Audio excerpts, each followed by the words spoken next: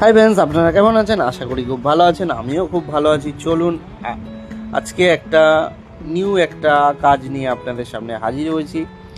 এই এসিটা দেখতে পাচ্ছেন, এটা একটা 1.5 টনের ওয়ালফুল কোম্পানির এসি। তার আগে দেখে নিন ভালো করে কুলিং কয়েলের ওপরে কি ময়লা হয়েছে দেখুন, ভালো করে দেখুন। দেখেছেন কত ময়লা? তো এরপরে আমি জ্যাকেটটা পরিয়ে ভালো করে কুলিং কয়েলটা ভিজিয়ে নেব। ভেজানো প্রায় আমার কমপ্লিট হয়ে এসছে। এরপরে আমি ভালো করে ফোমটা লাগিয়ে নেব।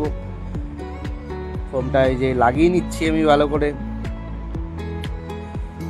ফোম আমার লাগানো কমপ্লিট হয়ে গেছে। এরপরে আমি চলে যাব ক্যাবিনেটগুলো ক্লিন করতে, কারণ এটা ডিপ ক্লিন করতে হবে। ডিপ ক্লিন প্রায় হয়ে এসছে আমার, কমপ্লিট হয়ে এসছে আমার। এরপরে আমি ইনডোরটা কমপ্লিট করব।